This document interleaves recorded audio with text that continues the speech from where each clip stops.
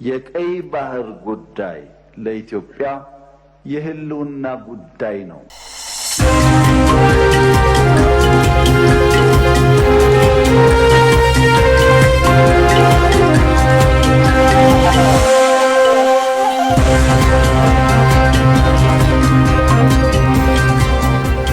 አብራችሁን ስላላችሁ እጅግ በጣም እናመሰግናለን። ተጠይቁልኝ ጉዳዮችን ጨምሮ በርከት ያሉ መልእክቶቻችሁን አድርሳችሁናል። ከመዳበሪያ እጥረት ጋር በተያያዘም እንግዲህ በተለያዩ አካባቢዎች የዋጋውን መጨመር ተከትሎ እንድትጠይቁልን እንድትሰሩልን ያላችኋቸው ጉዳዮች አሉ። እንግዲህ ባለድርሻዎችን ደግሞ ጠይቀን ምላሹን ያካተተ ዘገባ መልሰን ወደ እናንተ የምናቀርብ ነው የሚሆነው። ከውጭ ለትንታኔ ከማለፋችን በፊት አጫጭር ጉዳዮችን እንመለከታለን።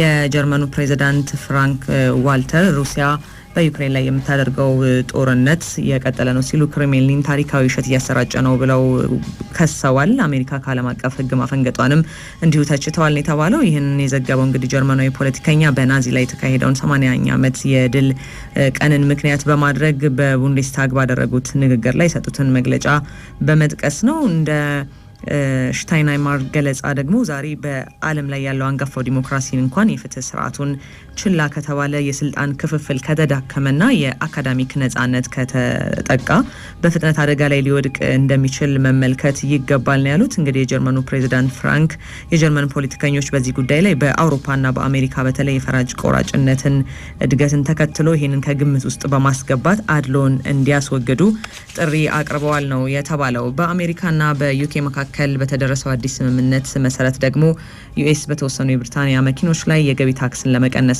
አንዳንድ ብረትና አልሙኒየም እንዲሁ ከታሪፍ ነጻ ወደ ሀገሪቱ እንዲገቡ ተስማምታለች ተብሏል። ፕሬዚዳንት ዶናልድ ትራምፕ በጥር ወር ወደ ዋይት ሀውስ ከተመለሱ በኋላ ካወጁት አንዳንድ አዳዲስ ታሪፎች አንጻር ለዋና ዋና የዩኬ ኢንዱስትሪዎች እፎይታን ይሰጣል ነው የተባለው። ነገር ግን ከዩናይትድ ኪንግደም በአብዛኞቹ እቃዎች ላይ የ10% ቀረጥን እንዲሁ ይተዋል ነው የተባለው። በሁለቱ ሀገራት መሪዎች ትልቅ ትርጉም ያለው ነው ቢባልም ተንታኞች ግን በዚህ ዓመት ትራምፕ ካመጡት ለውጥ አንጻር በሀገራቱ መካከል ያለውን የንግድ ልውውጥ ትርጉም ባለው መልኩ የሚቀየር አይመስልም እያሉ ነው የሚገኙት። ፕሬዚዳንት ዶናልድ ትራምፕ ባለፈው ወር ከዓለም ዙሪያ በሚገቡ ምርቶች ላይ ሰፊ ቀረጥ ይፋ ባደረጉበት ወቅት እንግዲህ እርምጃዎቹ የአሜሪካን የንግድ ግንኙነት ለማስተካከል ያለመ ነው ማለታቸው የሚታወስ ነው። ከዩናይትድ ኪንግደም ጋር በተገባው አዲስ ስምምነት ግን በዓለም ዙሪያ ለመደራደር የሚፈልጓቸውን አይነት ስምምነቶችም እንዲሁ ፍንጭ ስለማግኘታቸው ነው የተናገሩት። እንግዲህ ዋይት ሀውስ ግን በዩኬ ውስጥ የአሜሪካ የበሬ ስጋ፣ ኢታኖልና ሌሎች የግብርና ምርቶችን የመሸጥ እድሎችን የሚያስፋፉ ለውጦችን አሸንፍ ያለው ብሏል። በአሜሪካ እንግዲህ ኢንተርፕራይዝ ኢንስቲትዩት የኢኮኖሚክ ፖሊሲ ጥናቶች ከፍተኛ ባልደረባ የሆኑት ስታን ቬውገር ግን የተነጋገሩባቸው ተጨባጭ ነገሮች እጅግ በጣም የጠበቡ ግልጽ ያልሆኑና በቀጣይም ሌላ መረጃ የሚያስፈልጋቸው ነው የሚል አስተያየታቸውን ሰጥተዋል። የሩሲያው ፕሬዝዳንት ቭላዲሚር ፑቲን አዲስ ለተመረጡት የሮማ ካቶሊክ ቤተክርስቲያን ርዕሰ ሊቃነ ጳጳስ ሊዮ 14ኛ እንኳን አደስ አሉት መልእክት አስተላልፈዋል። ፕሬዝዳንቱ በመልእክታቸው በሩሲያና በቫቲካን መካከል የነበረው ገንቢ ውይይትና ትብብር አንድ በሚያደርጉ ክርስቲያናዊ እሴቶች መሰረት እንደሚቀጥሉ እርግጠኛ ነኝ ብለዋል። ርዕሰ ሊቃነ ጳጳሳቱ በአደራ የተሰጣቸውን ታላቅ ተልእኮ እንደሚወጡ አምናለሁ ያሉት ፕሬዝዳንት ፑቲን መልካም ጤንነትና ደህንነት እንዲሁም ስኬታማ ጊዜ እንደተመኙላቸው የክሬምሊን ኒውስ መረጃ ያመላክታል። የሮማ ካቶሊካዊት ቤተክርስቲያን እንግዲህ ማምሻውን አዲስ ርዕሰ ሊቃነ ጳጳስ ሾማለች። በቅርቡ ከዚህ ዓለም ድካም ያረፉትን ሊቀ ጳጳስ ፖፕ ፍራንሲስን ለመተካት ቤተክርስቲያኒቱ በምትከተለው የኖራ አሰራር መሰረት እንዲከወን ተደርጓል። በሚስጥራዊ የድምጽ አሰጣጥ የአሜሪካው ካርዲናል ሮበርት ፕሪቮስ ፖፕሊዮ በሚል እንግዲህ የመላው ዓለም ካቶሊካውያን ርዕሰ ሊቃነ ጳጳስ ሆነው ተመርጠዋል። ተስፋ ያለነ ትንታኔውን ያስደምጠናል። ከሁለት ሳምንታት በፊት ሚያዝያ 13 ቀን 2017 ዓመተ ምህረት ነበር የሮማ ካቶሊካዊት ቤተክርስቲያን ሊቀ ጳጳስ ፖፕ ፍራንሲስ ከዚህ ዓለም ድካም ያረፉት። ሊቃነ ጳጳሳት ፖፕ ፍራንሲስ ቀደም ሲል በህመም ላይ በነበሩባቸው ወራት በሆስፒታልና በኋላም ቫቲካን በሚገኘው ቅድስት መንበራቸው ሕክምናና የምእመናን ጸሎት ሳይለያቸው ቆይቷል። ይሁንና በጠና ሕመም ላይ የነበሩት ሊቃነ ጳጳሳት ፖፕ ፍራንሲስ የትንሣኤ ዕለት ለምእመናን ቡራኬ ከሰጡ በኋላም በነጋታው ጠዋት ላይ ማረፋቸውን ቫቲካን በዕለቱ ለዓለም አሳውቃለች። በወቅቱም የኢትዮጵያ ካቶሊካዊት ቤተክርስቲያንን ጨምሮ በመላ ዓለም የሚገኙ የካቶሊክ ቤተክርስቲያናትና የእምነቱ ተከታዮች የተሰማቸውን ጥልቅ ሐዘን ሲገልጡ ሰንብተዋል። ትናንት ሚያዝያ 30 ደግሞ ቫቲካን ፖፕ ፍራንሲስን የሚተኩ አዲስ ርዕሰ ሊቃነ ጳጳሳት ሰይማለች። የሮማ ካቶሊካዊት ቤተክርስቲያን ዘመናትን በተሻገረው የአሰራር ልማዷ መሠረት ከተለያዩ ሀገራት የተውጣጡ ካርዲናሎች በምስጢራዊው ድምፅ አሰጣጥ ሥነ ሥርዓት ኮንክሌቭ ይሉታል አዲሱን ርዕሳነ ሊቃነ ጳጳሳት መርጠዋል። ፖፕ ፍራንሲስን የተኩት አዲሱ ርዕሰ ሊቃነ ጳጳስም የአሜሪካው ካርዲናል ሮበርት ፕሬቮ ሲሆኑ የጵጵስና ስያሜያቸውም ሊዮ 14ኛ ሆኗል።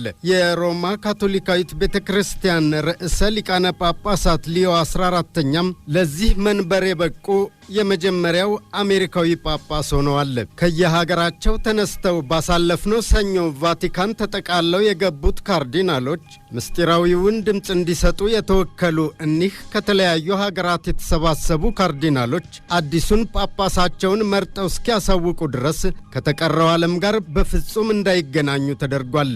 ይህ የሮማ ካቶሊካዊት ቤተክርስቲያን ከምትከተላቸው ጥብቅ መርሆዎች አንዱ ነው።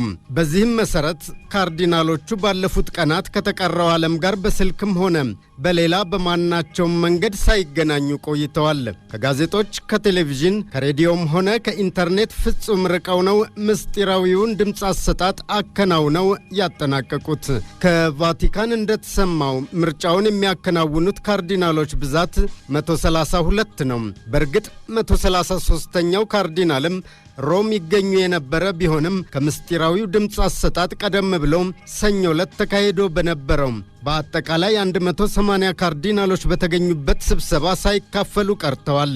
በእጩነት ከቀረቡት መካከል ለርዕሰ ሊቃነ ጳጳስነት የሚያበቃው የድምፅ መጠን የመራጮቹን 2/3 ድምፅ ያገኙት እጩ ይሆናሉ ይላል የቤተ ክርስቲያኒቱ ደንብ። ትናንት ምስጢራዊው ድምፅ አሰጣጥ የሚከናወንበትን ቤተ መቅደስ ምእመናን ዙሪያውን ከበው ወደ ጣራው አንጋጠው ሲመለከቱ ውለዋል።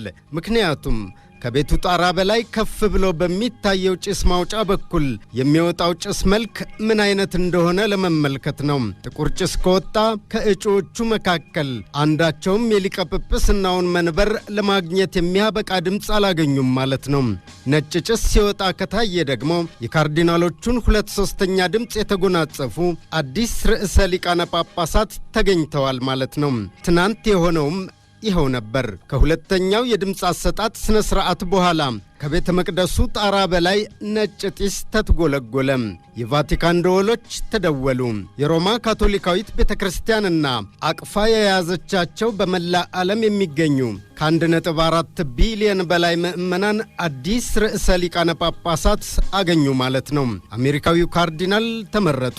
ፖፕ ፍራንሲስን ይተካሉ ተብለው ግምት ተሰጥቷቸው የነበሩ ቀደም ሲል በተለይ የጣሊያኑ ካርዲናል ፒየትሮ ፓሮሊንና የፊሊፒንስ ካርዲናል ሉዊስ አንቶኒዮ ታጄሊ ይገኙበት ነበር።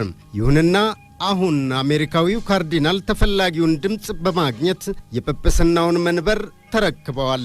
በቤተ ክርስቲያኒቱ ሥርዓት መሠረት ድምፅ መስጠት የሚችሉት ዕድሜያቸው ከ80 በታች የሆነ ካርዲናሎች ናቸው። የጀርመን ካርዲናል ዋልተር ካስፐር ከድምፅ ሰጪዎች ውስጥ አልተካተቱም። ዕድሜያቸው 92 ነውና ካርዲናል ካስፐር ላስታምፓ ለተባለው ጋዜጣ ከምርጫው ቀደም ብለው ያካፈሉት ምክረ ሐሳብ የሚዲያዎችን ቀልብ የሳበ ነበር። ምእመናን ፖፕ ፍራንሲስን የሚተካላቸው ጳጳስ ይሻሉ። የልባቸውን ውስጥ የሚረዳላቸው አገልጋይ ይፈልጋሉ። ራሱን ከቤተ መንግሥቱ ይልቅ ወደ ቤተ እምነቱ ያዘነበለ አባት ይናፍቃሉ ነበር ያሉት የጀርመኑ ካርዲናል ዋልተር ካስፐር። የሊቀ ጳጳስ ምርጫውን በሀገር አውድ ውስጥ ስንመለከተው ደግሞ በቤተ ክርስቲያኒቱ የሺህ ዘመናት ታሪክ አሜሪካዊ ርዕሰ ሊቃነ ጳጳሳት ሲሾሙ ያሁኑ ለመጀመሪያ ጊዜ ነው። ረጋ ባለ ሁኔታ ፖፕ ፍራንሲስን የተሰናበተችው የሮማ ካቶሊካዊት ቤተ ክርስቲያን ቤተክርስቲያን በሰከነና በጥብቅ ስርዓቷ በታጀበ ሁኔታ አዲሱን ርዕሰ ሊቃነ ጳጳሳት ሰይማለች። አዲሱ ርዕሰ ሊቃነ ጳጳሳት ሊዮ 14ኛ የተወለዱት ቺካጎ ውስጥ ነው። እድገታቸውም እዚያው ከሀገራቸው አፋቸውን ከፈቱበት እንግሊዘኛ በተጨማሪ ጣሊያንኛና ስፓኝ ይናገራሉ። አሁን ዕድሜያቸው 69 ደርሷል። በመንፈሳዊ አገልግሎታቸው ወደ ጵጵስና ከመምጣታቸው ቀደም በተለያዩ እርከኖች ውስጥ ማለፋቸው ይነገራል። በተለይም ከሀገራቸው አሜሪካ ውጭ በፔሩ የሰጡት ሚስዮናዊ አገልግሎት ይጠቀስላቸዋል። ካቻምናም ርዕሰ ሊቃነ ጳጳሳት ፖፕ ፍራንሲስ ከፍ ላለ አገልግሎት ወደ ቫቲካን ሳቧቸው። በቫቲካን ለሚገኙ ጳጳሳት የበላይ ኃላፊ እንዲሆኑም ሾመዋቸው አገልግለዋል። የሮማ ካቶሊካዊት ቤተክርስቲያን አዲሱ ርዕሰ ሊቃነ ጳጳሳት ሊዮ 14ኛም ከተመረጡ በኋላ በቫቲካን ቅዱስ ጴጥሮስ ቤተክርስቲያን ከፍ ካለ አውደ ምሕረት ላይ ሆነው በአደባባዩ ሞልተው ለሚጠብቋቸው በብዙ 10 ሺዎች ለሚቆጠሩ ምዕመናን ሰላም ለሁላችሁ ይሁን ብለዋል።